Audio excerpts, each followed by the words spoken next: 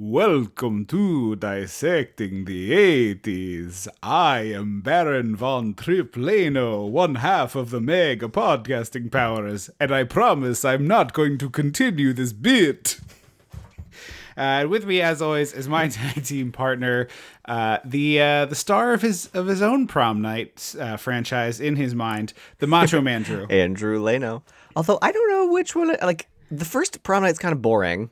The remake's decent. Yeah. And then there's this one that's just like a hard left. So I don't know which one I'd want to be. So we watched the remake off your recommendation, talking about it when we recorded the last episode. I was like, "Oh, we're doing this sequel." Because I haven't. I did say that I haven't seen it since it came out. Like I saw it contemporarily in theaters, which was This isn't. I'm not dogging you. This is not going to be. Well, I was just making sure that I didn't. I wasn't like pretending. I didn't like lie and say I'd seen it. I was like, no, I did. Claire, I did specify that this was like 15 years ago in the movie theater. So like. Yeah. No, this I didn't know you saw it in theaters. This is not going to be like me dogging you for a bad recommendation because it was fine. Like it was. That's what I figured. It was very clearly as fine, good.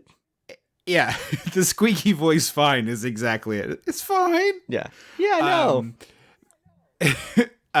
For one thing, Idris Elba's in it, which goes amazing. up like a full star because he's there playing for keeps. But it's clearly one of those movies that was like 100 minutes, and somebody was like no, and then just like took a hatchet to it and got it down to like 84 because it is a short movie, and you can tell that like. There was more stuff and they were just like, just get this out of here, get to the killing of the teenagers. But I wanted to ask, because I've never seen the original Prom Night, is the premise in the remake where the person stalking the Jamie Lee Curtis character is like a former teacher who's in love with her? No. So, I mean, again, right. It's been a couple years since I've seen the original. I bought it in one of those like 4-packs that we used to buy at like Walmart and stuff of a DVD. Yeah. And did it have this movie on it too? No, I think it was okay. It was just the Prom Night Jamie Lee Curtis poster that they like slapped on because they were like, hey, Jamie Lee. Jamie Lee Curtis. Because I could see the 4-pack being Prom Night 2, Prom Night 3, Prom Night the remake. Yeah. In fact, that would be a $5 apparently the fourth one, pack. 2 and 3 involve Mary Lou, and the fourth one does not, allegedly. I didn't know there was a fourth one. You know, we might have to, now that we have changed the rules, February might have to figure out its way to return since there's so many more on the table now. That's true. From what I remember, spoilers for... The terror in your eyes when I said that to you and you had to just like move the conversation forward was probably more Anyways. than the movie you've watched. It was just like the biggest flash of fear of like, my God, no. Please, no more wars. Sorry. From what I remember, and obviously spoilers for a 40-year-old movie, Prom Night's late 70s? I think it's 1980. It starts with like children, like 10-year-olds, like younger than 10-year-olds maybe, playing in some like abandoned place, and there's like 2 kids that like aren't part of the group, and as they're playing like hide and seek or manhunt or something, and then through an accident, one of the like reject kids gets like knocked out a window and dies. Oh. Or you know what it is? No, it's just one. There's just one reject kid falls out the window and dies. Okay. And all the kids are like, we can't tell anyone what happened because that's everyone's horror movie response. Yeah. And then you see someone like as they're leaving, you see another little kid walk up to the dead kid, and it's like brother or like whatever, and then it's that kid who kills them. The live one. I think. Okay. Like you killed my brother. Yeah, I hope to God I'm not just like completely wrong, but I'm like fairly certain that that's what happens. And I want to say maybe Jamie Lee is the killer. Oh, that would be an interesting twist. She might be, because it might be his sister, I think. Okay. Well, maybe I'll throw this on. I haven't committed to anything. Maybe I'll throw it's that on. very dry. That I clearly don't remember much. Yeah. It is a very dry movie. That's a thing you run into a lot with the 80s slasher, where it's like, all right, we have enough budget for like 2 or 3 cool kills, and then we got to fill out 84 other minutes. Yeah. And you feel every one of those 84 minutes. And even Jamie Lee's not saving that one. Yeah, and I honestly, I would say that a little bit of that trickles into this movie, although I do enjoy, I did overall kind of enjoy this movie. It starts to I think drag. It's not a long movie, but it does start to drag a little bit. Yeah, it's like you could have cut 10 minutes out of this, which isn't a good sign when your runtime is like 83 or 84 minutes. I think it's 90. This might be 90. I think it's 94 minutes. It's like technically just over an hour and a half. Okay. Well, anyway, we watched Prom Night 2. Hello, Mary Lou. Hello, Mary Lou, Prom Night 2? Okay. Hello, Mary Lou, Prom Night 2. So you know what that means. We gotta go back. We gotta go dissect the 80s. It's your sequel that's not a sequel. Something's going on your sequel that's not a sequel. When the mega powers explode.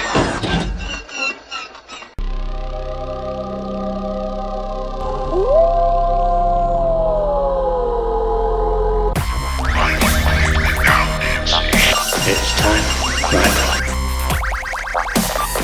Do not make handsome moves. Get away from him! And where the hell Corkscrew?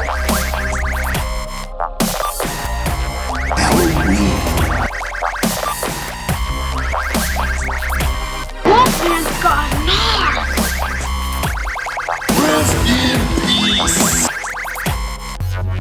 That is one of my favorite movie things in general, which is the whole, like, they do this not just in horror, but it happens in horror quite a bit. But like, as those Hellraiser movies went on, they would just buy another script And stick for something. Well, that's what they and be did like, with Freddy Krueger too. Oh, okay. I'm pretty sure they just bought a script true for and Nightmare figured on out a way to stick Freddy in there.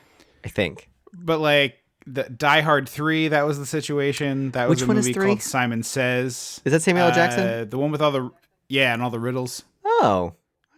So it was a screenplay called Simon Says about a guy who was putting this NYPD, or maybe it wasn't even NYPD. I don't know. It was where the set, Riddler. but this cop. It was a threw all these Batman riddles. spec script. Basically, yes. And then they stuck, John McClane in there. And with Hellraiser, they'd buy a horror script and then be like, we'll just stick some Cenobites in there. I remember 10 Cloverfield Lane. I don't know if you ever saw that. That's the one It's with Mary Elizabeth very Winstead, good right? If you have not. Yes. John Goodman. So that was a script that that one actually might have been a fully produced movie, but maybe not. But anyway, they were like, oh, this is going to happen in the Cloverfield universe. And it was just like, huh? Like, you have this great movie on its own. And then at the end, and then at the very end, they're like, oh, by the way, here's a Cloverfield monster. And you're like, wait, what? Were they just trying to keep engagement while they waited to make a new Cloverfield movie?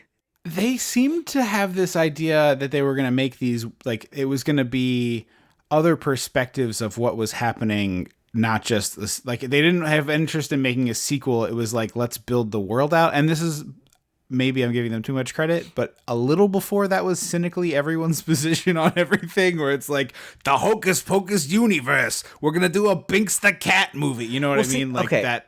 So Binks the Cat movie shit, I hate. But if you're going to do what happened in Tokyo on the night of Cloverfield, that kind of shit I think is really interesting. I don't need to do the what happened to Binks. We'll just use that. Why? We already saw what happened to Binks the cat. He didn't save his sister. They turned him into a cat. I don't. If you expand upon that, I hate you. This is the continuing adventures of Binks the cat between the cattening and the time that he met Thora Birch. Unless it's going to be an animated TV show for Saturday morning that's designed to sell cereal, I'm not interested. Binks Flakes. Oh my god, no! Because honestly, Lucky Charms, the non-marshmallow part of Lucky Charms, already kind of looks like dry cat food to me. It does look a lot like dry cat food. It dude really. But does. It's like what I said in my bag of soup with the Predator movies, because I wrote about Prey. If they were to do another Prey style, whatever they would call it, but it would be what happened when it landed in Africa and came upon an African tribe, or if they wanted to go city and they were it's I don't know, during the French Revolution or some shit, I don't know, but the concept of taking what you've done and putting it in a new setting with a fresh perspective is cool.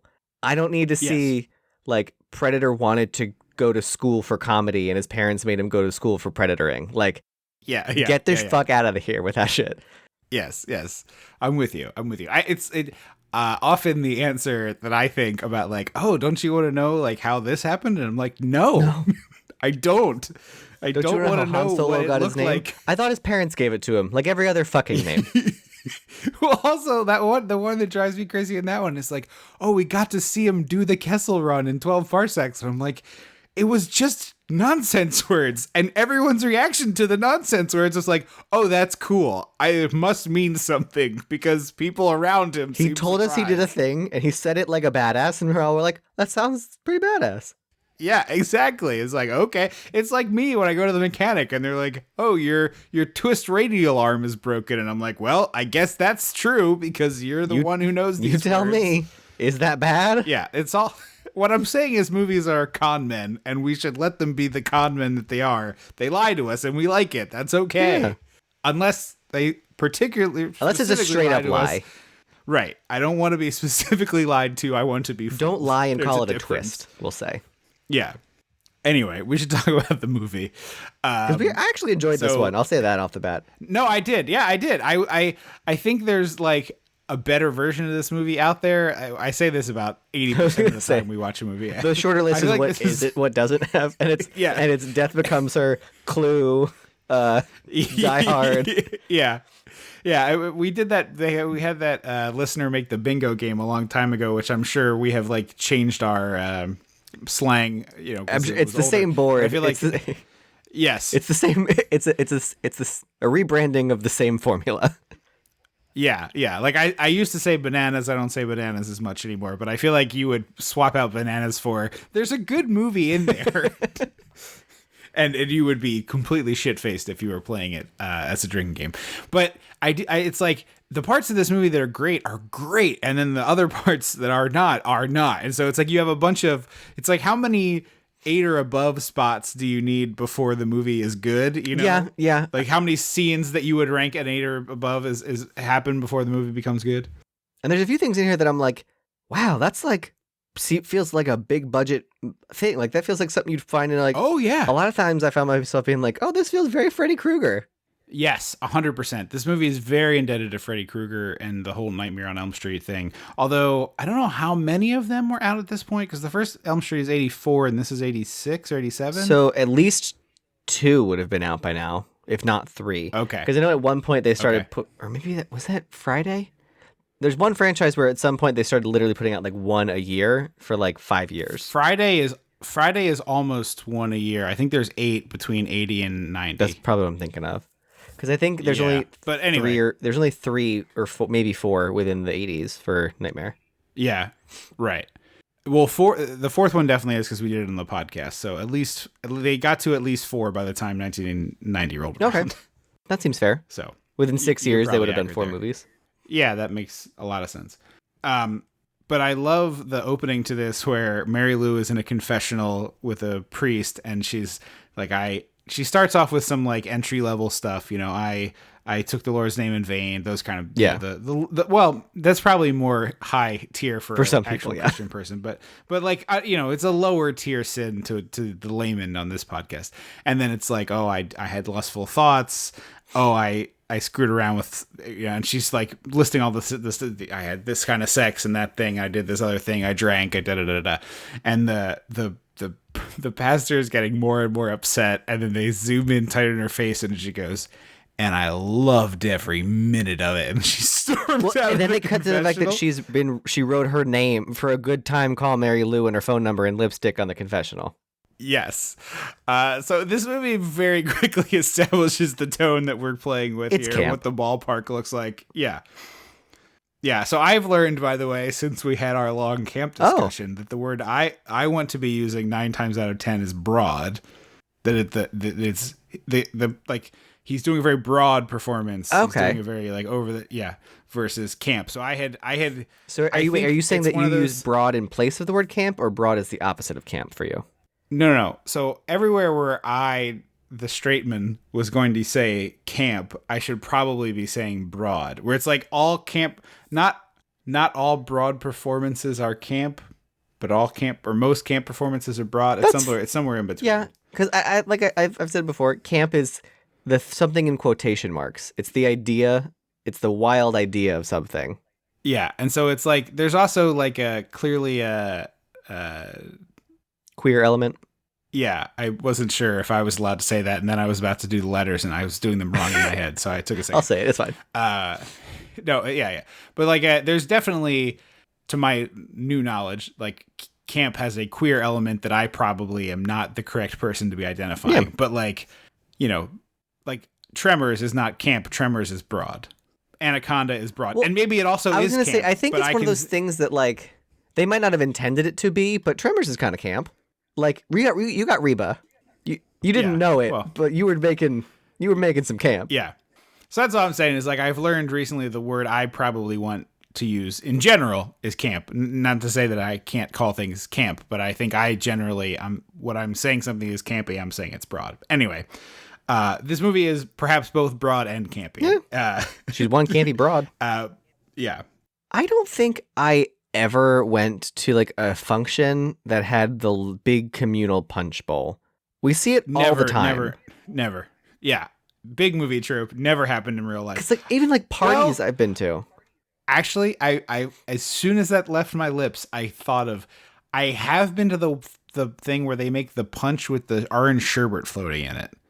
Oh, I've seen that. That was a big Martha Stewart thing, or like Good Housekeeping, or whatever. But I've never had that IRL.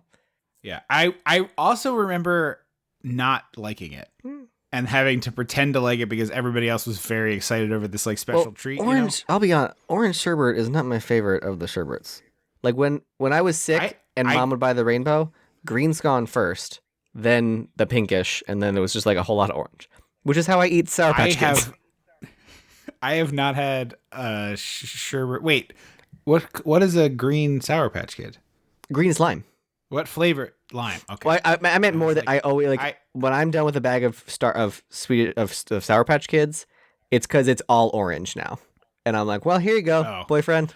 That's funny. Orange is one of my favorite. I don't know why artificial candy flavors. It tastes the most like the real fruit to me. Maybe that's why I don't like it. It's like of all. I didn't just finish a soccer game. Get out of here with an orange slice. Artificial cherry tastes nothing like real cherry. That's probably why I like all these candies, because they don't actually taste like the fruit. Well, I'm not saying I'm like, oh, well, no, I just sophisticated. I didn't think so. I just meant in general. That's probably why, because I don't like real fruit. Yeah, because like I can't believe we're doing this. My Starburst is red, orange, yellow, pink, which most people find ghastly. For like favorites? Yes.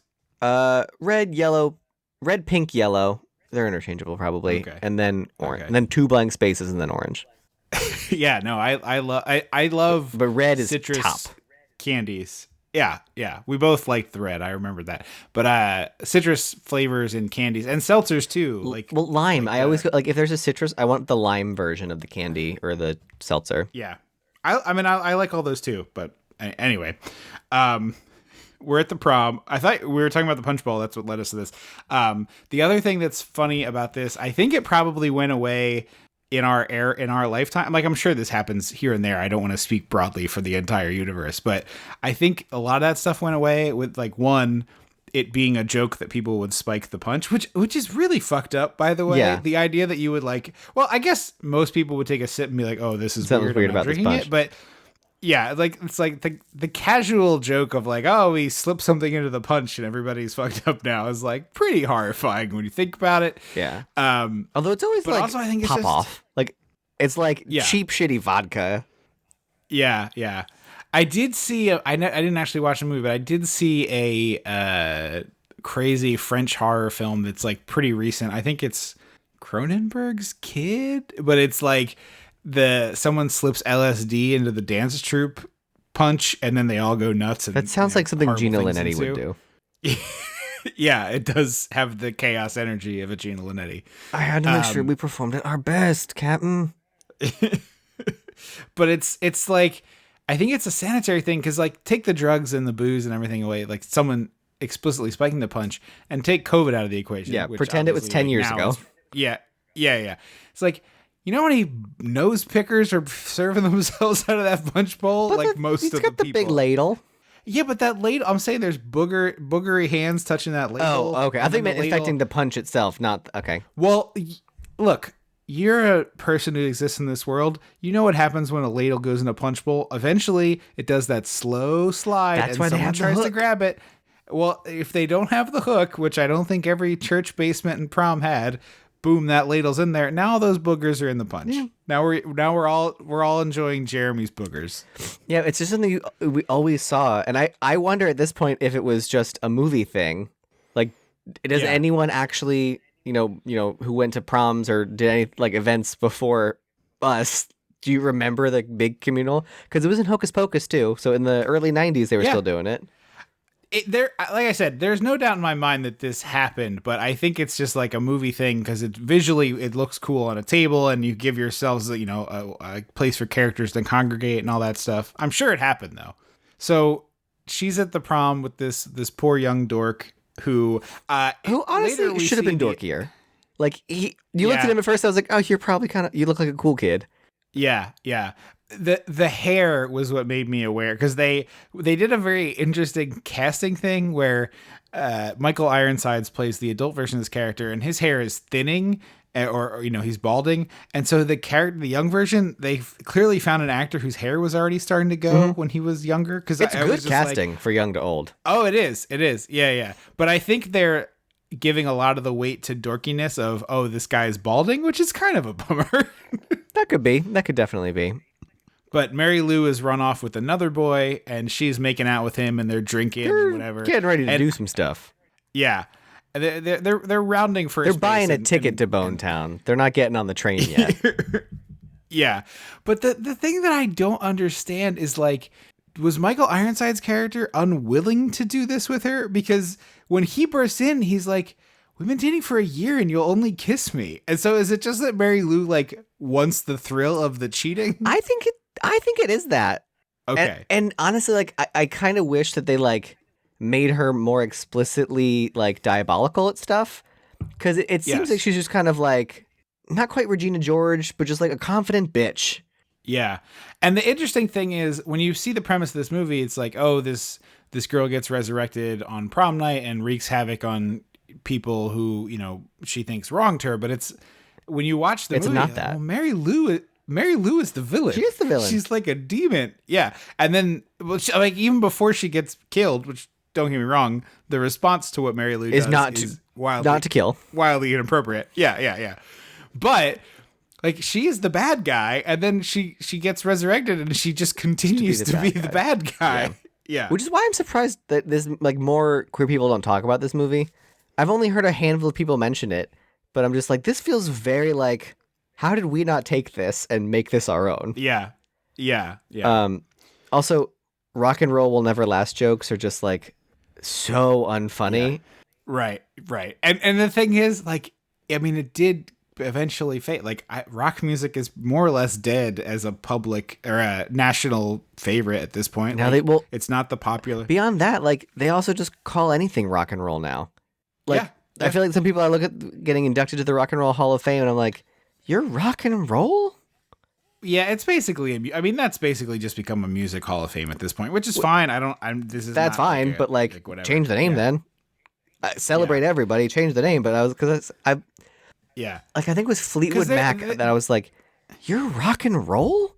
I mean, I would say Fleetwood Mac pretty unequivocally falls into the rock and roll. It's like softer music maybe, but the musicianship is there, and they're definitely a rock band. It's like 4 musicians. Yeah, obviously I'm not trying to say anything negative about, like, classifying someone as rock and roll or not being a bad or good thing. It's just I would think of them more as, like, folksy, witchy kind of music. Yeah. And then, like, they try to do the whole thing of, like, well, rap embodies the spirit of rock and roll, and it's like, well, you're just taking something from another group. Yeah. It's because you want it. Like yes, sure, like, there's a rebel spiritual sameness in the broadest of senses, but it's a little shitty for you to be like, oh yeah, we want to put Public Enemy and Chuck D in here, and be like, well, what were you saying when they were relevant culturally in the early part of their career? Because my guess is not that. Well, and Dolly turned them down. They wanted to put Dolly in the Rock and Roll Hall of Fame, and she was like, no? Yeah. Like, whenever? Yeah. And 9 to 5 is kind of a rock song, but in general, 100%. That's more pop to me. Like, when I think rock, I think, like, Joan Jett, Aerosmith, Metallica. Like, that's rock and roll to me. Yeah. What? I just, my brain filled it in with the Billy Joel lyric, still rock and roll to me, and then I was amusing myself. Anyway, back to the movie. One of my big criticisms of this is, and I get why you have to have this sequence in the 50s, These kids don't look like 50s kids. No. There are people you can cast that look like 50s kids. These are not them.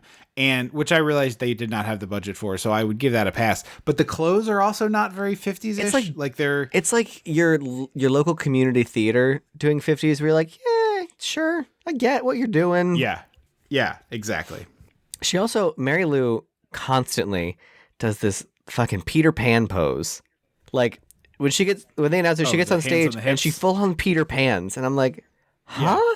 I was like, maybe it's just a weird thing. And then it happens again and again and again. And I was like, what prom queen stands like feet wider than shoulder width apart with your hands as fists on your hips? Like, so that is a thing they teach people as a way to like project confidence. You stand like Superman is a thing, like, you know, confidently standing with your hands that way. And I wonder if the actress just had that ingrained by some acting teacher at some point or another, and it just was a default. Are Superman and Peter Pan? No, because I feel like Superman's legs aren't that wide. Superman's legs are pretty much like a triangle. I thought Superman was more like comfortable, shoulder width apart, and then Peter Pan is like, I'm about to do a split. I think of Peter Pan as either feet together or leaping. So I'm not sure. Well, yeah, because he does that. Like, I've auditioned for Peter Pan 11 times, so I've got a lot there. Well, maybe this is why, because you had the wrong I had the wrong feet this whole time. You were doing a Superman. Yeah, no, it's feet like.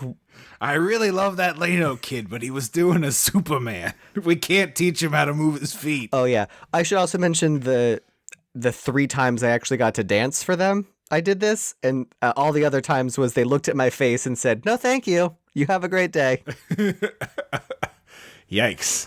Yeah, you all stand in a line, and we're gonna play ambient music as we like cycle through the lines, and then we'll tell you who gets to stay and dance.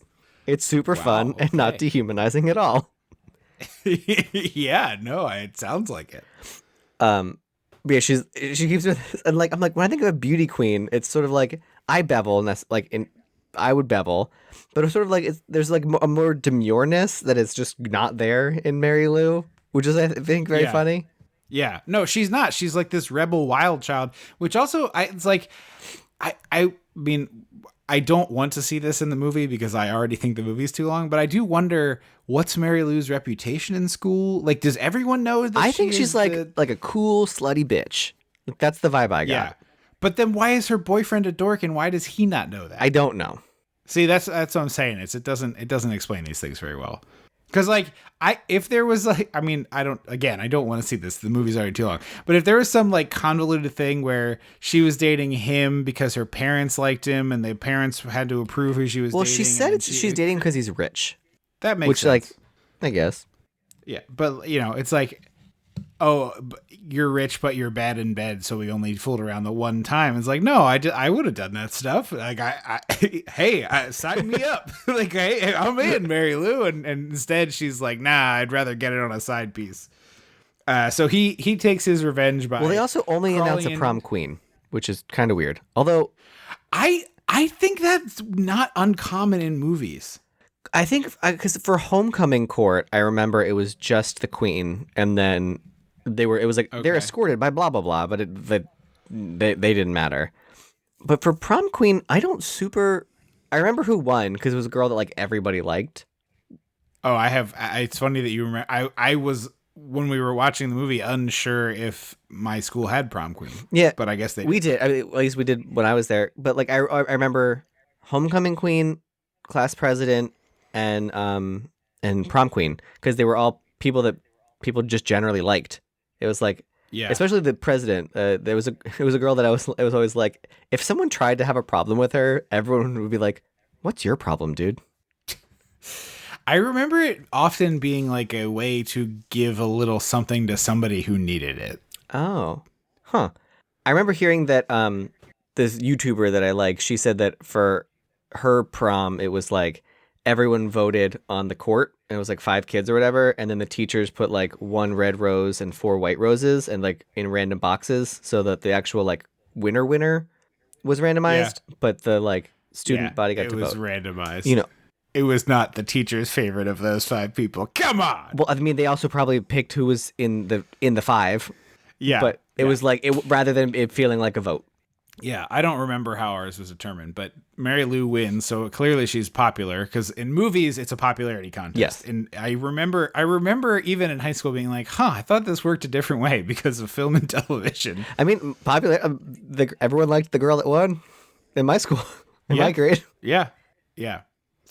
So yeah, she wins and she's up there, and Michael Ironsides has crawled to the top scaffolding, a la Michael J. Fox in Back to the Future With a smoke bomb. Two. Yes, two. with a stink bomb. That's right. Is it Stink bomb. or It's a smoke stink bomb. Okay, because it does smoke, but in my experience, a stink bomb is like a small vial of liquid that stinks very badly versus like a smoke bomb you had to light on fire. Yeah. And in the movie version, the stink bomb is something that needs to be lit on fire. I'm not sure, but I don't think I've ever been around one, so there's that. But several times in school, somebody would smash one on a staircase, and it was awful. Like it reeks, but it'd be like this little glass. I've seen those in vial Bob's Burgers. of stink liquid. They were glass vials that they smashed. Yeah. It's a small vial of stink liquid. Ew. And because it's the 50s, her dress goes up instantly. Yeah, no flame retardants here. This is like a crazy long stunt person burn. Yeah, Crazy it's so long. cool. It reminds me of the First Nightmare, where there's that awesome, like, obviously Freddy puts on about 75 pounds and walks up the Yes. steps on fire, but it's cool to see. Yeah.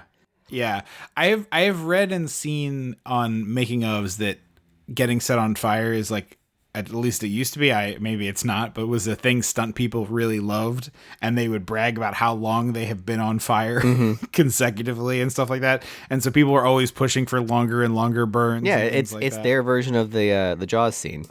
Yeah. So we cut to the future. Now we're in the 80s. But we don't know how long into the future, because for some reason they did not do the lower third. 30 years no later, Chiron whatever. here. Right. We just know it's the 80s because the clothes have changed. Yeah. But this new girl, she needs a dress, but her mom is New to us. She's not new to having town. it. She's not new in town. Yeah. She's like, I need a new dress, and the dad's like, sure, dear. He's doing like a real Wally Cleaver. A nice dad situation, moment. I feel like. Yeah. Like, yeah, of course, honey, we'll get you that new dress. And the mom's like, no, you don't need a dress. The mom reminds me of the woman. This is a deep cut, probably. The woman who ran the bed and breakfast in that one episode of Parks and Rec. Oh, the very Elsa Clack. oblivious old lady, The German lady who was like, tomato slices and a German muffin. Yeah, she's sort of riffing on I can't remember the actress's name, but Carrie's mom. This movie is kind of like if Carrie and Freddie had a weird baby. Yeah. Although I wouldn't call Mrs. Lori Piper, I wouldn't call Mrs. White a bitch. She's just like an emotionally, physically abusive mother. But like this mom just feels more like just a bitch. Like, you know what I mean? I mean, I do, in the broadest of senses, understand what you're saying, but I would definitely put Carrie's mom as I could unequivocally say. Bitch to me just feels not enough for Carrie's mom. Sure, okay, But someone has called her a bitch, and they weren't wrong. yes. But the daughter, his boyfriend rolls up on this very loud motorcycle. The mom is furious about this, and then she hops on the back, and they sputter away on the cycle. And dad says we don't love each other anymore. He also, actually, no, he implies that we never loved each other. Yes, it's very weird. Also weird is that there's no, like, social hierarchy. There's no cliques at this school, which is weird for, like, a movie to do. Yeah, especially a movie in this era, because, like, my assumption is that life was never as cliquey as movies depicted it, but I think I brought this up on the show before, but it's very funny to me when they made 21 Jump Street, and it's a high school movie that's sort of like postmodern in that it like comments on the other stuff, and it's sort of meta and all that, and they're like, oh, there's no cliques, and like all the kids wear their backpacks normally now because they're all been told it'll ruin their spines. Like that kind of stuff really amused me, because I as a reporter, I would occasionally go to high schools, and like it was true, like it seemed way less cliquey. Like there were still kids who, were the goth group or whatever. Yeah, we had sort of cliques, self-select, but it wasn't like a pyramid. It was just like These are the Yeah. groups of people that are like-minded and hang out together. Right, and they didn't do crossovers, but there generally wasn't the like pecking order that you see in movies. But this has that, in which I don't know. But this seems just has a mean anachronistic. popular girl and no other cliques. And then our protagonist is friends with like a wide swath of people. And I was like, Yes, is she yes. popular? It just seems like she's universally liked, which doesn't necessarily mean popular. You know what I mean? Yes. Okay. I also love they get coffee and the boyfriend. It's time to go to a diner before school. Yeah, I don't know. I mean, maybe they skipped a couple classes. I have done that. That would be yes, but it doesn't feel like that. But he puts a Clint Eastwood in the Dirty Harry movie level of sugar in this coffee. Yes. He upends the sugar thing until he has a cup of sludge. Oh yeah, yes, sludge is the right word for it. Yeah, he makes a paste of sugar and coffee. And then she says, she goes, "Oh, that stuff will kill you. Better remember the one time she says this in this movie, because it's going to be important in the last 5 minutes. She'll never say it again, though." This throwaway line comes back at the end. Really, really fun. I was like, we should have put a few more sprinkles of like, "Oh, I eat healthy," or like, "Watch what you eat." Like, Yes. I don't know, like something. Yeah, and also, so we cut from this. This movie has the problem a lot of these things have, which is it's a collection of scenes versus a coherent narrative. Yeah. Because we go to science class, and this dude who would be the main character of any other movie is giving this insane presentation, a la a real genius or a weird science type character. Yeah. About the potato and how the potato can be a clock, and going on and on and on about this. And the whole time I'm watching this going like, wait, what is he saying? He's not going to be in. And then when we leave this, I was like, well, where's Potato Guy? And he never comes back in the movie. I think he's the computer kid. Okay, you're right. He is Computer Kid. He does get killed in the movie. And he almost dates her friend before she gets killed. But relative to this amount of screen time, you would think he would be like the second most important character in this movie. They're building him up to be the Matthew Lillard, and he ends up being, I don't know, Jamie Kennedy. No, because Jamie Kennedy's pretty relevant. He's more like the guy who shoots Gail's video, the cameraman. Yeah. Oh. What's his name? Move your fat tub of lard ass now. It's Kenny. Kenny, yes, and the actor goes by his initials. I'm pretty sure he's like a character actor. You know, he's seen a lot of stuff, but he's that level of character where he's like tertiary but memorable. And instead, they introduce him like he's like you said, Matthew Lillard. Yeah. It's a great example. If we were to make this movie scream, there is this is a somewhat racist joke, but I did find it amusing when he was like, "Oh yeah, Guacamole Radio only got Mexican stations." I was like, "All right, that could have been worse. You could have been worse." Yeah. I like that version of that joke is not the best, but not what I was expecting. Yeah, I mean, you could have also like my meatball radio only got opera, or like, yeah, you can build exactly. So Ironsides shows up, and it's Vicky is the main character. Yes. I finally got to her name written down here. Her friend has a look. The one that super teased hair is channeling Joan Cusack. Yes, absolutely. She's got this cheetah print thing going. Her hair is teased as much as hair can be teased. It looks like she stuck her the joke. You stick your finger in a light socket? Like, no, it genuinely looch like finger in a light socket hair. Yeah, she's got a real Bride of Frankenstein. Like MC Hammer pants. No, because that's Yes. Pollock. Bride of Frankenstein is sculpted into a shape. This is just sticking out of the head. I was more speaking in volume, but yes, you are correct. It is not sculpted that way. It's not coiffed. Yeah, but that's what when she talked to this girl, I was like, who the fuck are her friends?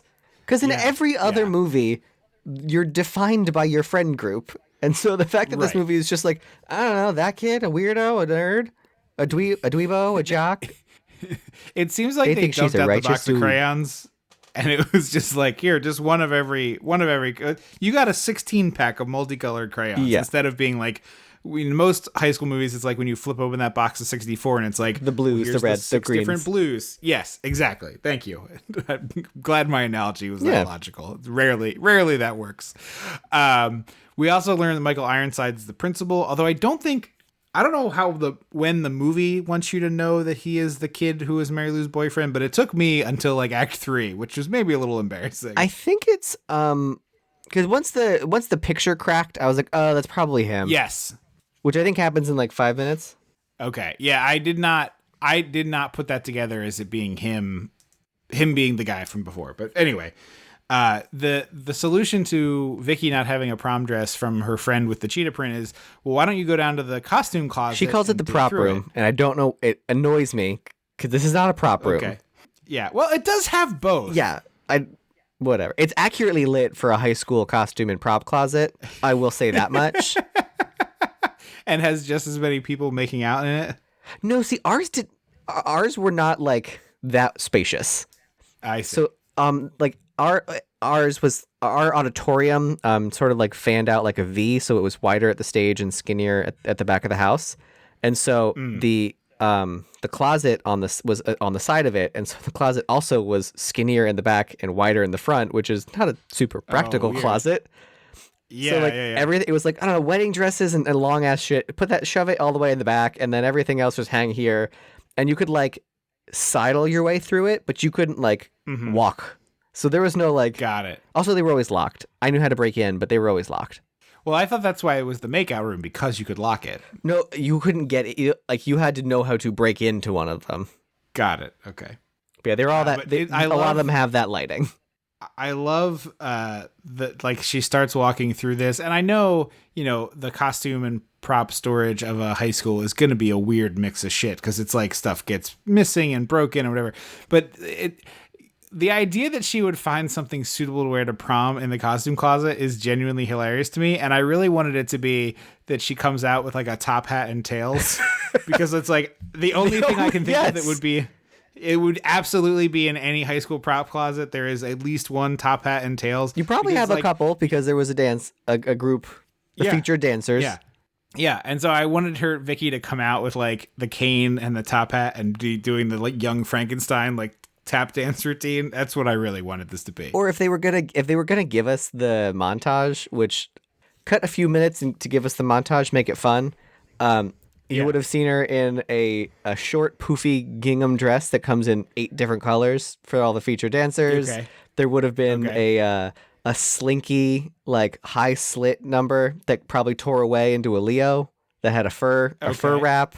There would have been, let's see, a pink sailor. I feel like a sailor. There would have been a sailor. There would have been like an empire waisted, bright colored thing that was like very twirly.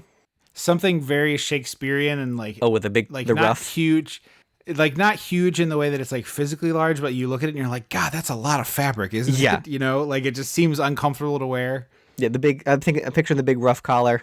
It could be the big rough collar, but even if you took the big rough collar off, you just look at the fabric of the dress and you're like, oh, that's like 3 times thicker and than heavy, a heavy fabric. Yeah, that's a velvet. Yeah.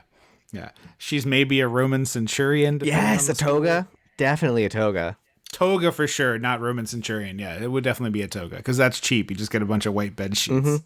But instead, we have the big weird. I guess it's a costume, or it's like a. It's like a steamer trunk that like would be. Yeah, steamer. That's what I wanted. Like items. It's not really for like clothes. You open it and it has drawers, so it's more for like. It's what Joe had in the volcano. Yes. But she finds a dress that's like contemporary, and I'm like, well, why? Why is that in here? That shouldn't. No, you would have. Yeah. Someone would have bought that for themselves and used it. Right. Makes absolutely no sense. Or stolen it. Turns out I was wrong because so this breaks out and it's Mary Lou getting loose, and I wrote down, oh, Ironsides is the guy. So I guess I didn't take till Act 3. Yeah. Also, they should have explained why Ironsides kept this trunk in the base, because he knows it's there. But like, there's a perfectly good furnace 2 feet to the left. Also, why is Mary Lou in this trunk? Like, are her bones in there? Who put them there? If so, I don't know. Is this a supernatural? Like, you got to find the burns and bone them. Jesus.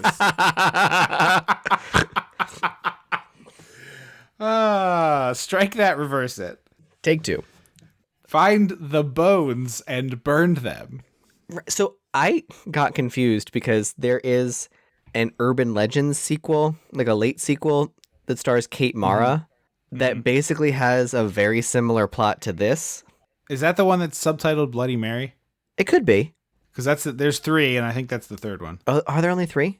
I know of 3. That certainly doesn't mean there aren't more. Yeah, because it's Urban Legends, the extended or the final cut, and then Bloody Mary. So I think it's the Bloody Mary one, but I'm pretty sure because there's a sequence where she's like, I have to find her bones or whatever.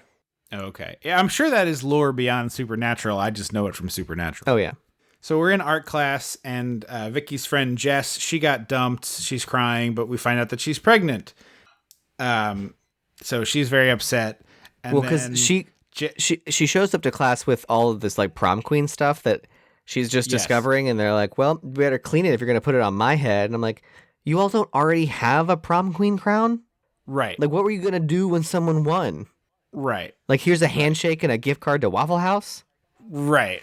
They clearly had some sort of designation. Maybe it was a scepter, and now they have a crown to go with it. But she starts like breaking the crown down, which I couldn't understand what she was doing. Like, she's popping the jewels. I think she just wanted it for like an art piece. Oh, I guess that makes sense. She's gonna do like a broken tiara, and it's gonna be like they're nice. Society. They're nice little glass stones. You pop them out, stick them on stuff.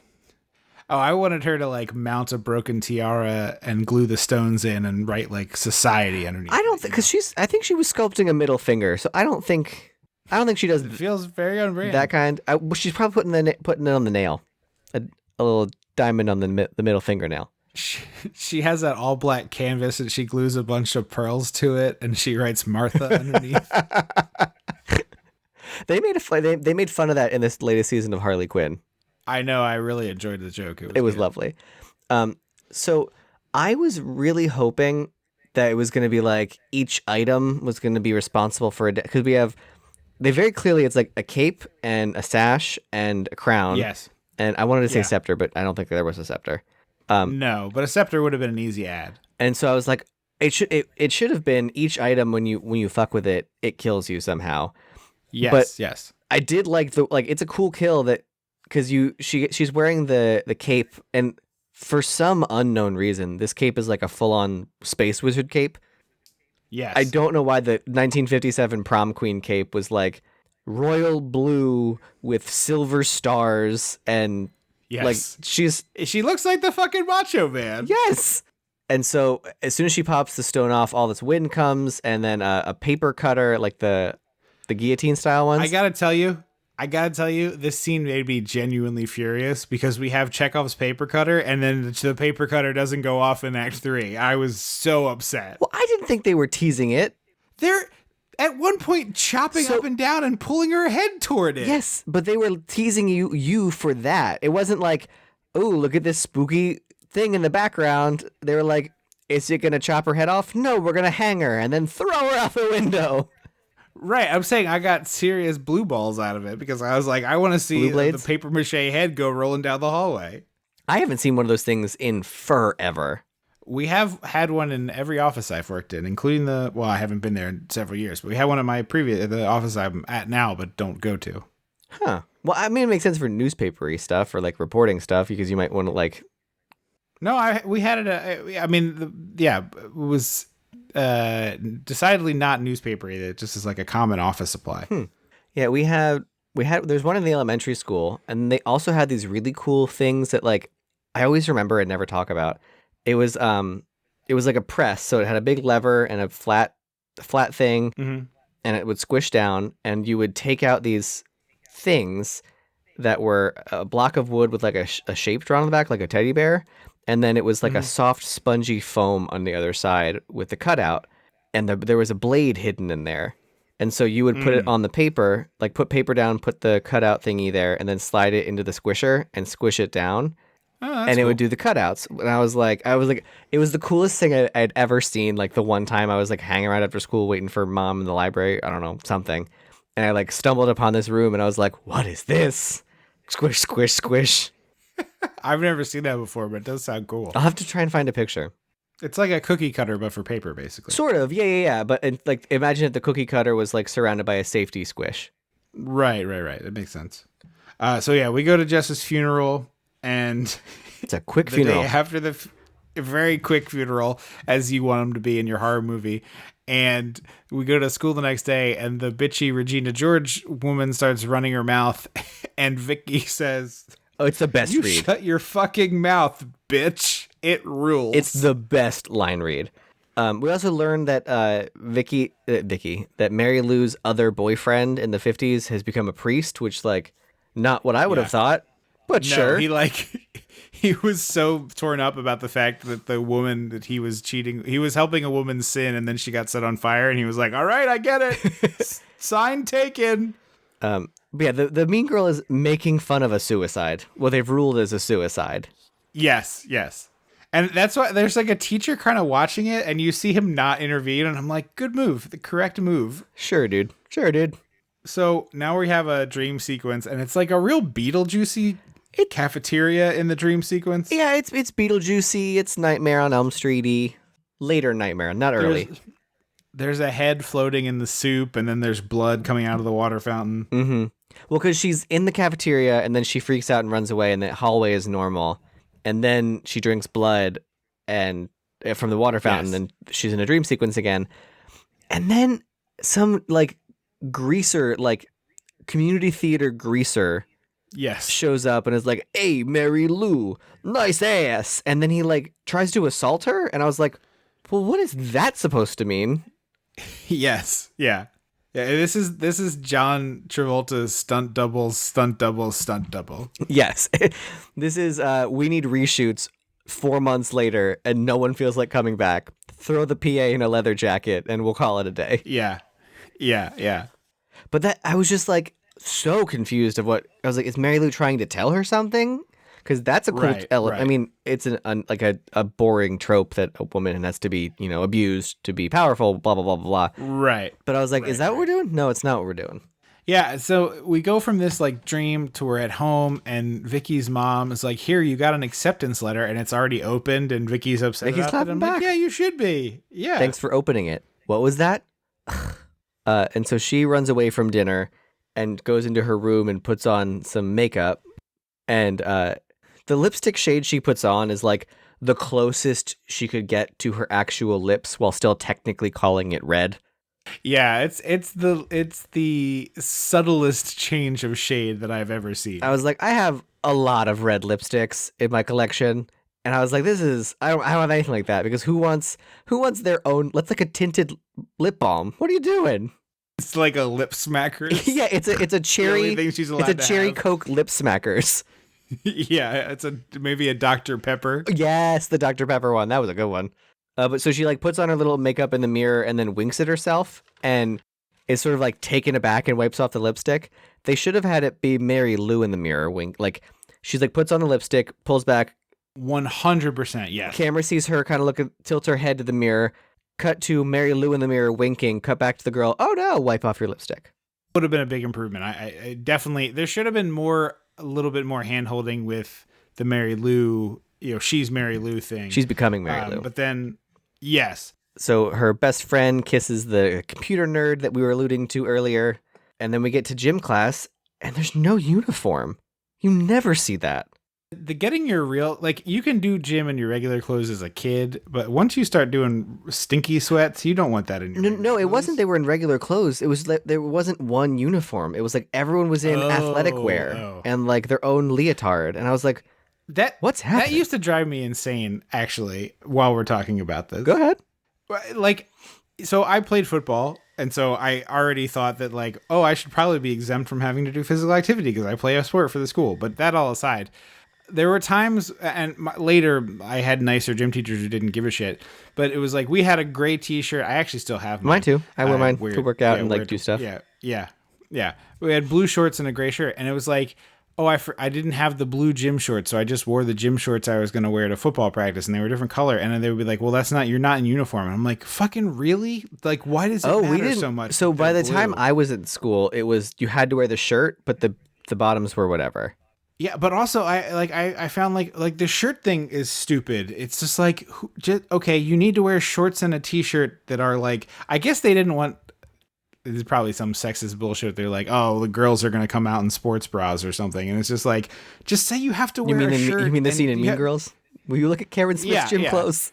But it's like, shouldn't the rule just be like, you need to wear athletic wear? Like no jeans? Probably. You know, wear athletic clothes that are not sexy. That's all we want here. You have to wear. I don't think you can put that on a high school flyer, but sure. I think you could make the rule like, look, just boring ass clothes is what it should say. But I was like shocked that it was a high school gym class in a movie, and there was not a uniform. We never see that. Yeah. Also, Vicky gets knocked unconscious. Oh, the mean girl beans her right in the head.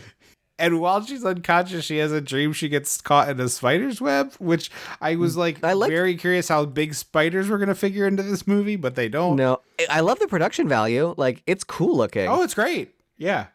So she goes home, and we get my absolute favorite part of this movie, which is when the little rocking horse in her bedroom turns into this.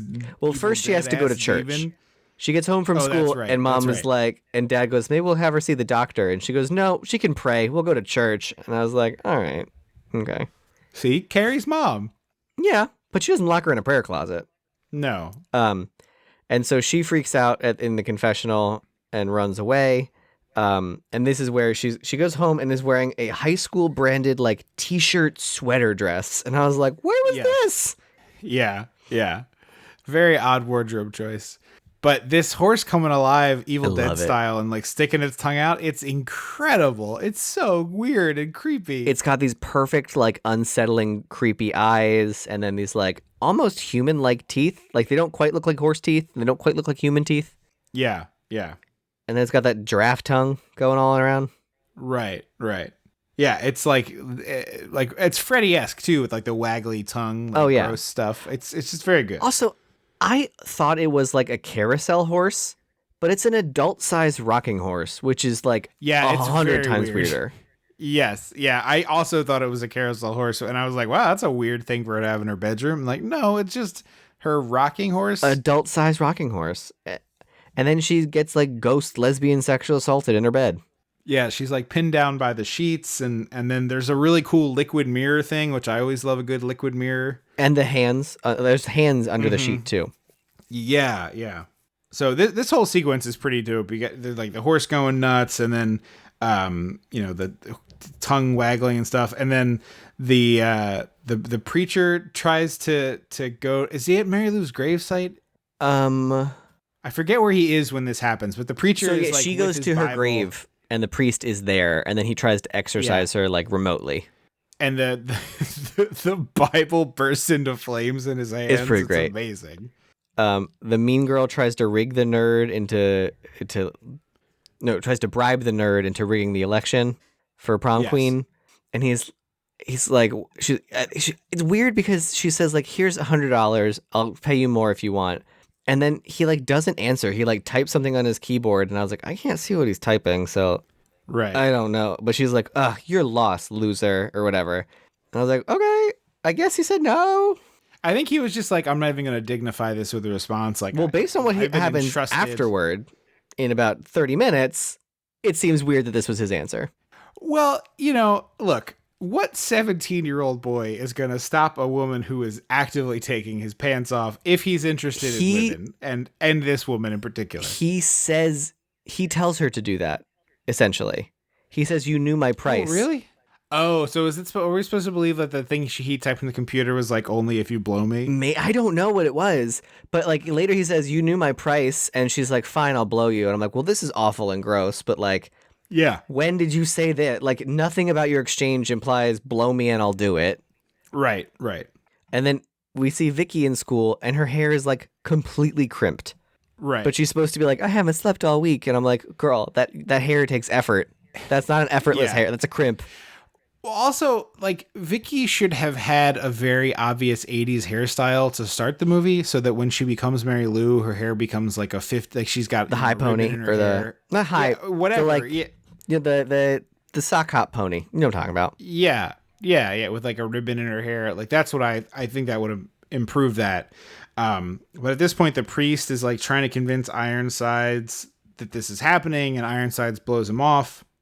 Vicky slaps the mean girl, which is great. She slaps the taste right out of her mouth.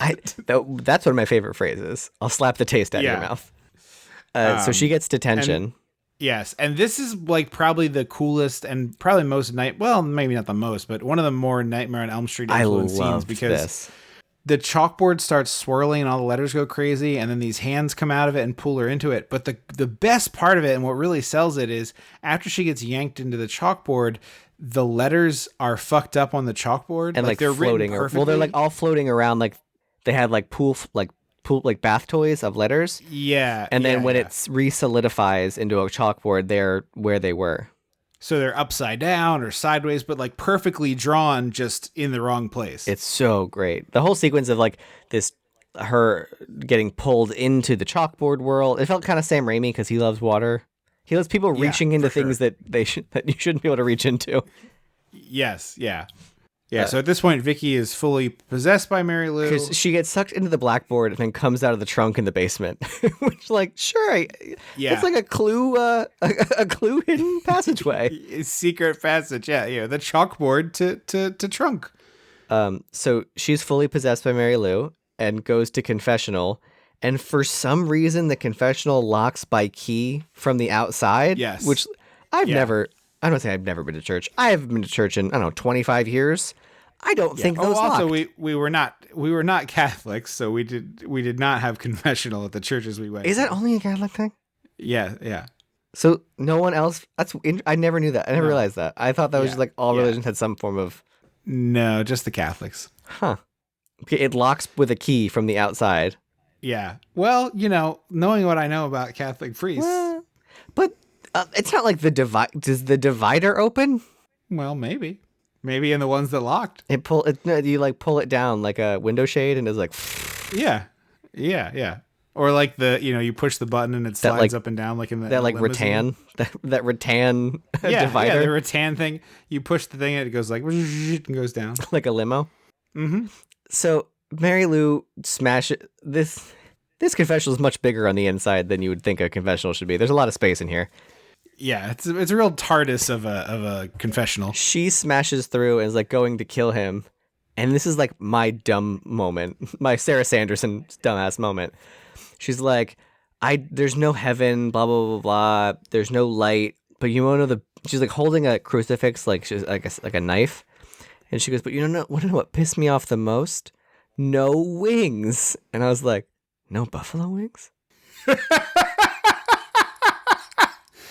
Yeah, that's very stupid. She goes, no wings. And I was like, huh? Did I miss something? She's like a wing eating champion? No, she meant angel's wings. Yeah, she sure did. Yeah, I was like, oh, I feel dumb. I feel very dumb. Yeah, no, that's incredibly stupid. So we have the teacher kind of like touching Vicky in a wildly inappropriate way, like touching her, like full on, like I'm gonna grab your ass and say you turn up the heat. Yeah, and then we get double full frontal. Well, first she burns his dick. That's true. She does. She gets a little retaliation, but her friends are like something's wrong, and then double full frontal, which according to IMDb, the director fully admits is just gratuitous. I mean, this is like a species level amount of gratuitous killer nudity because Vicky is just strolling through the locker room. It's like a Terminator. So like it was apparently scripted. They were never supposed to get into the shower. It was not scripted that they did that. It was scripted that they were in their towels to go into the shower the whole time, and then the chase ensues. Makes sense. And then the director was like, "But what if you took your tops off?" And the victim was like, I guess I'll do it if we're in the shower, but when I'm being chased, I'm wearing a towel. So deal with it that way. Yeah. Vicky did not have that. Vicky had no qualms. Which like Vicky was like, I look great. I'm in the prime of my life. Shoot it all, baby. Yeah, no shame to Vicky. I'm sure part of it was like, if I say no, I will never be cast again in this town. I'm sure that was part of her thought process. I mean, maybe, yeah. But she's like, yeah, full frontal. Yes, yeah, a lot of it. Just a lot of. She's just walking around like Terminator. Yeah, she starts like kind of lezzing out in the shower with her friend, and she's like, "You're a weirdo. Get off me." Yeah, and then this ultimately concludes with a really great Freddy Krueger-esque. The friend goes to hide in the locker, and Vicky makes the other locker, the bank of lockers on either side, Squish compress hers out. So they just sploosh her out. Except they were like, we're gonna have Vicky say a wop babaloo bop, a wop bamboo to do it, and I was like, that's not cool. No, you did bad. You did a bad. Like I don't know what else she could have said. She could have said nothing. Like, she could have said something like, "Let's do the twist," and like spun her around. Oh yeah. Oh, if it wasn't the locker crush, you mean? Yeah. Or she could have even said, "I got a crush on you." Yeah, sure. Yeah. But a wop babaloo bop, a wop bamboo, I was like, yeah, terrible. A wop bop a loo bop should never be uttered by anyone. Unless you're singing sucks. it, which I think it was in Greece. That song sucks. I mean, yeah. I don't like Greece. We've said that before. I've said that before. But like, Tutti Frutti is barely a song. Get it out of here. She then kills the nerdy boy. This happens. No, that's way later. She seduces her boyfriend because it's the principal's son. Oh, okay. Because she drops a fag word, and I was like, oh, cool. She goes to seduce her boyfriend. Is like, don't you want to fuck me? Like, she's very dead-eyed about it. Yeah. And then she knocks him out and goes to like taunt and seduce the principal, who like does not put up enough of a fight. KOs is what my handwriting says. Oh, okay. KO's nerdy boy, which she does here. No, it's her boyfriend. It's not the nerdy boy. Well, I don't know what you want from me. I think the boyfriend is a nerd. He drives a motorcycle. That's like movie language for cool. I don't know. But yeah, she's like straddling the principal, and then at the end he's like, Mary Lou, and I was like, your student is climbing on you, and you should have had a response way before now. You should have had a different problem with this before you have this problem with this. As someone who worked with high school students, this is not okay. Nip that in the bud. So she like vaguely threatens to kill his son. Yes. And then goes home and is like full on like Mae West Poison Ivy, like Uma Thurman Poison Ivy, Mae West on this rocking horse. Yeah. Yes. And then kisses her dad, who once again does not put up a fucking fight. Yeah. He's like extremely into this, and I'm just throwing up all over my living room. What is it with like 80s? I guess it's a shocking thing to show, but like, why was that the choice? Yeah. I don't know. Amityville and this, like, I feel like it's, and I'm sure there's others. I can't think, but ew. Yeah. The problem is that we have seen a bunch of examples and never one where the parent is like, "What the fuck are you doing?" as the person like leans in to kiss them. Or when it was siblings, neither of the siblings was like, "Hey, what?" Right. Yeah, she like they did like the two actors full on make out here basically. Yeah, and then mom comes in and it is again somehow not reacting big enough to what she's seeing. Yes. And then blames the daughter, and I'm like, everybody's at fault here, and probably the dad for sure. Yeah, this is the opposite of a Pennsylvania auto insurance law. This is a double fault zone. And so she's like yelling at the daughter, like, "Oh, pray your sins away," or whatever.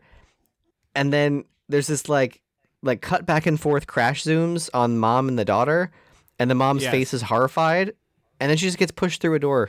And I was like, well, that could have been cooler. Yeah. Kind of a letdown. Meanwhile, back at the Ironsides home, he knocks his son out with a shovel. Again. His poor son just keeps getting knocked out. His kid's got a fucking hematoma the size of a cantaloupe on the back of his head at this point. He's gonna go give speeches to henchmen in Gotham of like, hey, I made the most out of my post double knockout, concussed, definite brain damage life, and so can you. Yeah. He's at the point where he's gonna like need to learn to eat soup again. So the nerd is at the dance taking videos of everyone, and he keeps asking where his date is. And I was like, oh, he doesn't know she died. Yeah. And then 2 seconds later, he's like, you knew my price, and his price was a beej. And I was like, I didn't know that. Yeah. it seems more gross than this character is because he's Potato Man, right? Yeah, he's Potato Man. As far as I know, he's Potato Man. Yeah. Yeah, it seems a little too gross for him to be this lascivious to be. Well, and then it's like the actress plays it very real. Like it feels like that scene in Heathers when Heather Chandler gets sexually assaulted and like you see her in the mirror afterwards, like mentally dealing with it. Yeah. And I was just like, what the hell is happening? Yeah. And then it's very strange. Mary Lou's prom queen senses are tingling. Because from the gym, she can like feel that he's typing a different name into the computer. So she like Scooby-Doo villain skulks to the wall where there's a wire sticking out, and she grabs it. Yeah. And it electrocutes directly into his eyeballs from the screen. It's so crazy. Yeah. I also love that like the girl who does this immediately goes to her boyfriend and is very deeply kissing him. No, he kisses her. But she's like, she's saying no. She says, I don't. She doesn't give him a quick peck is all I was because saying. he's not listening to her. She's pushing him away and he's not stopping. Yeah. Then we find out that this kid has a dark room in his computer room, which like, why haven't we seen that before? It feels like a high school where like computers were new and they were like, just stick it in the photo lab. Nobody goes in there. Yeah. Our dark room had like a killer clown store on it. So it was a 3/4 circle. It's the cheapest. It's the easiest way to like prevent you to make sure you don't screw that up. Yeah. It was. I went in there like twice because my friend was doing photos and I was like, can I go through that door? And they're like, I mean, if you want. And I was like, cool. I really enjoyed the dark room. I loved that process. It was very entertaining to me. Very satisfying. It's just those chemicals wildly impractical now are crazy to deal with. Oh yeah. Meanwhile, Ironsides has gone to look for the priest. He's going after Vicky, and he goes to dig up Mary Lou's grave. Yes, and he finds the priest's body inside it. Yeah, and so he gets to the school, and as his son has finally woken up and gotten to the school, and Vicky is now Peter Pan posing, he shoots her. I was like, that was your plan? Well, first, okay, I do need to. So Vicky gets announced as prom queen, and we watch Kelly's soul just like depart her body. Yes, we do. The actress plays every second of like, oh, I gave that person I don't like a blowjob because this was. So I debased to me myself and was this. assaulted, and I don't even get a fucking plastic crown out of it. Yeah, exactly. But coerced. It's I don't know how to define these power. things, I mean, it's gross. It's power dynamic-y. It's an abuse of power dynamics. Yeah. But anyway, she's like, you just watch this. The actress plays this really well. The actress is really good. Like you want to hit her when she's being a bitch in the beginning, and you feel for her now. Yeah, she's really good. Great heel work. Yeah. But yeah, the principal / Mary Lou's ex-boyfriend from the 50s. Big plan was, I'm gonna shoot my student. Yes. Which like but also there's no discussion of that or like explanation of why he chose that plan. He just shoots her. Yeah. And just as the sun arrives too, so it's for like maximum gut punch. Yeah. And so he runs over. The son runs over to Vicky as she's dying, and then all of a sudden, she's like writhing and like freaking, not in a sexy way, like writhing around in pain. This is truly incredible. I did not think this was going to do this. Mary Lou, undead Mary Lou, crawls out of Vicky's body, like rips her apart like a piñata. Yeah, and then recomposes. It's like the alien chest burster, except the whole body goes. Yes, I'm trying to think. I feel like there's. Oh, you know what it is? It's Freddy 2. Freddy 2 does this. Oh, yeah.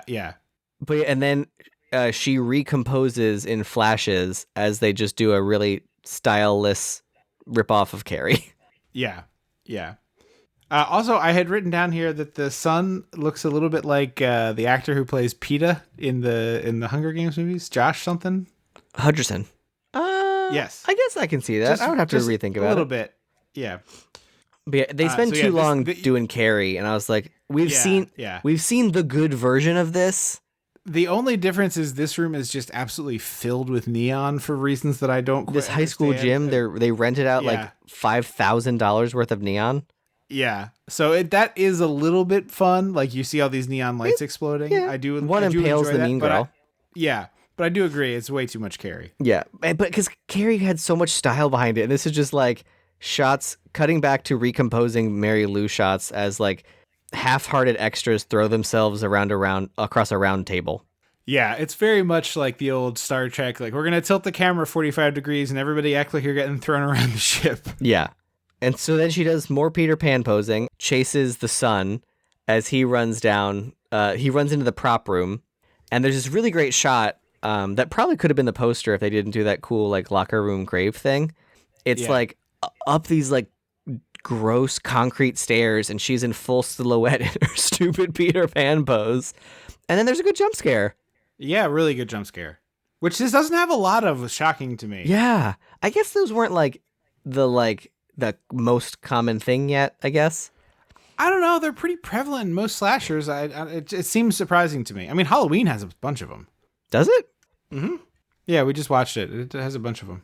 So Ironsides goes for this tiara as the son is getting his ass kicked. Well, because the son locks himself in a room and then hears a knock at the door and is like, "It's me, it's Vicky. I'm all right now, Ash." And I was like, bro, Sif, you gotta think about this for like 0.02 seconds. Yeah. What part of Vicky is knocking on that door? Speaking of Evil Dead, there's a really rough stair fall and then very Raimi style shots as we're like getting chased through the prop closet. Yeah, I did like that. So Dad arrives and saves the day, and then Vicky. Well, Mary Lou tries to trap him in the sad suitcase, and then Vicky comes out of the suitcase covered in ectoplasm. Well, Ironsides crowns her with the tiara first, and that makes Mary Lou's grave explode. There's like a few things that happen before Vicky comes out as plasma. Well, then we cut back to the 50s, and they dance. Yes. And then Vicky being alive is like truly the stupidest thing I could imagine. I mean, I appreciated it because I was like, the girl didn't do anything wrong. Like, she literally just opened a suitcase. I guess that's true, but also like the bounds of credulity of like, she's still alive. How? In what way? She got, completely ripped open. Yeah, I mean, the ice cream brothers from Killer Clowns survived by hiding in their freezer. Okay, fine, but that is like an ostensible explanation. Whereas this is it though? We watch her turn into a discarded Party City Halloween costume on a dorm room floor, shredded after a night of partying, and then it reconstitutes into a living human. Ectoplasm? Yes, clearly. And Ironsides is also okay, even though... Well, that's the twist. The kids leave, and then Ironsides shows up, and he's like, "Son, you're safe." And I'm like, "Oh, I guess you survived." And then they get into his car, and the radio plays this Mary Lou song that I guess was a real song, I'm guessing. So it was a real song. Actually, this is my one incredibly niche fun fact for this episode. It's a song. The performance they're using is The Hawk, Ronnie Hawkins, whose backing band was The Band, one of my all-time favorites. And in I'm pretty sure the version that they're playing here. Is he related to Screamin' Jay Hawkins? No, Screamin' Jay Hawkins is a fake name. Oh, so I don't think it's a real person. But the drummer is the drummer for the band, Levon Helm, one of my faves. Oh, that's cool. But yeah, also there's a very good vanity plate that's MARYLU2, and it's like, wait, Ironsides has a vanity plate for Mary Lou? What? Yeah, and it's over. And that's the end. Yeah, pretty brisk 80s slasher. This we had talked about this at the top, but I think we might have said this in the previous episode, but weirdly this script had the same name of the high school as the original Prom Night, but otherwise there's no connection between the two. Yeah, that's why the studio was like, yeah, we'll call it that. Yeah. I think this is pretty good. Like it's fine, it's good. Here, like the I was upset about the paper cutter, obviously, as I mentioned. Disappointed by that.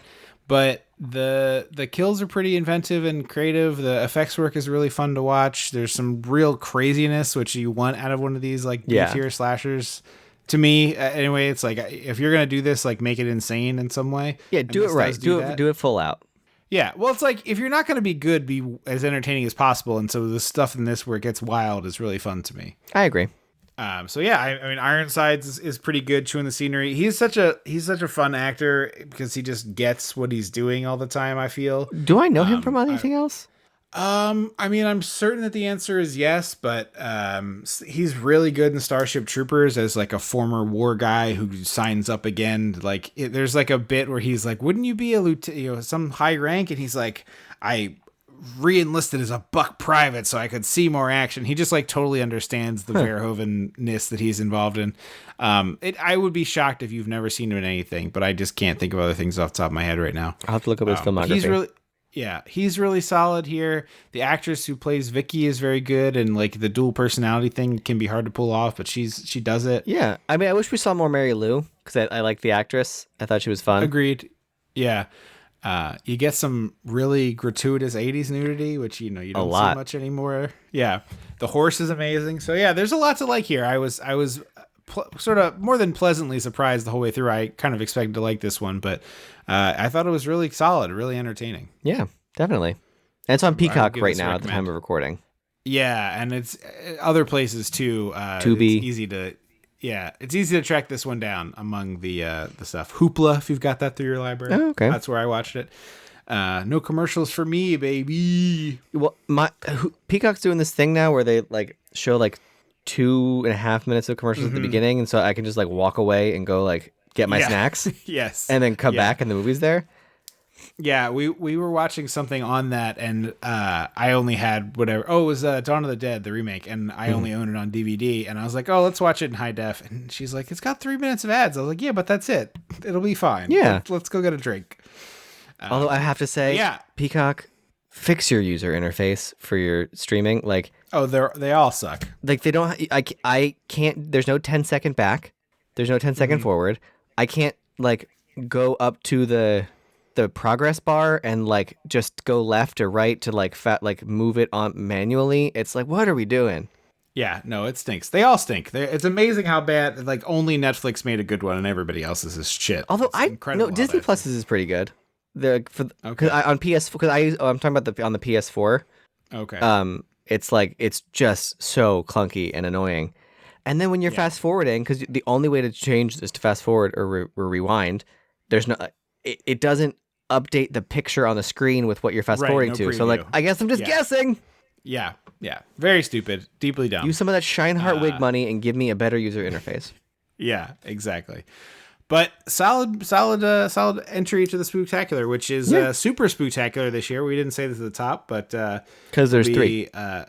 There's 3, and so I believe might have that next year too. But very exciting to get to do 3 of these. We love this time of the year and all the spookiness it entails. In 2 weeks, we'll be back with an episode on a movie that I am very excited. I've watched about half of it at this point. I was falling asleep, so I turned it off. But Alone in the Dark, a slasher film starring Donald Pleasance, Martin Landau, and Jack Palance. So looking forward to that. If you really hate that impression, you're going to hate the next episode probably. Just warning you of that. Well, there's Donald Pleasance impressions too. It'll balance. Oh yeah. And maybe I'll work up Martin Landau. Anyway, thank you so much for listening to the show. If you haven't done it yet, please rate the show wherever you get it. It helps the show tremendously, and we read those on the air. If you do it anywhere but iTunes, email it to us at dissectingthe80s@gmail.com.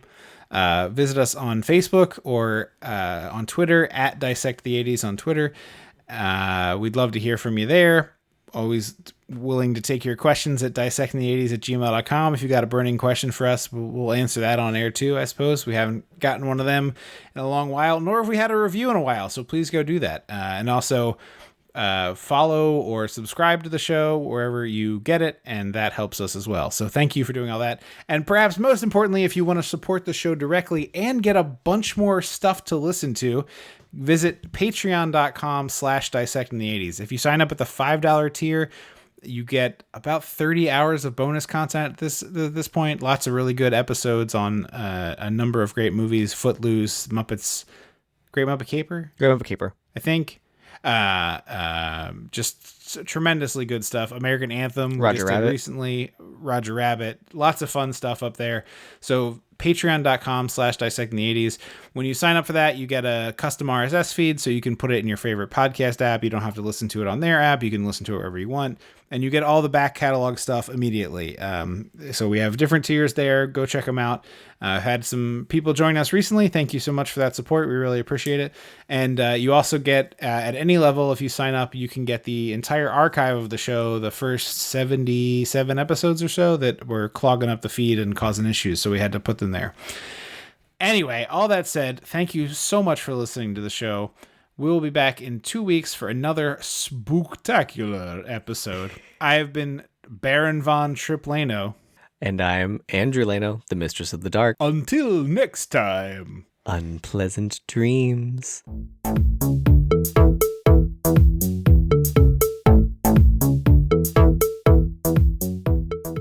Dissecting the 80s is a Chum Some of This production.